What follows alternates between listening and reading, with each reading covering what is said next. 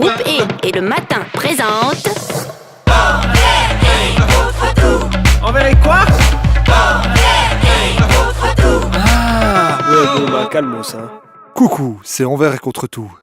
Active ou passive, la cigarette est nocive, on est au courant depuis des décennies. Ce qui paraît moins évident, ce sont les conséquences de cette vilaine addiction sur notre environnement.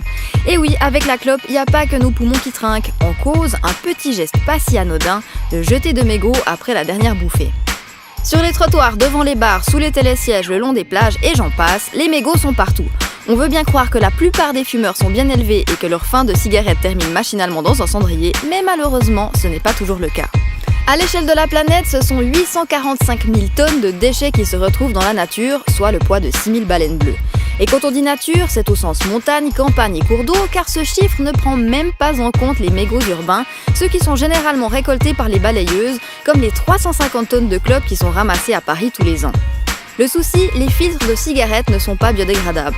Selon la particularité du sol, il faudra jusqu'à 15 ans à Mère Nature pour digérer l'acétate de cellulose dont ils sont faits, une sorte de plastique qui ressemble à du coton et qui est censé retenir la nicotine et le goudron contenus dans le tabac. Du goudron, pas seulement. On y retrouve aussi des dizaines d'autres substances toxiques non dégradables, comme du plomb, du mercure ou de l'arsenic.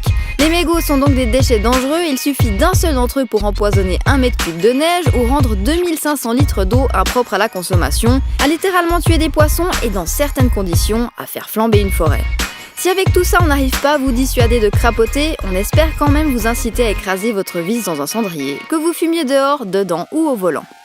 On n'a qu'une planète, hein, va falloir faire avec, ok?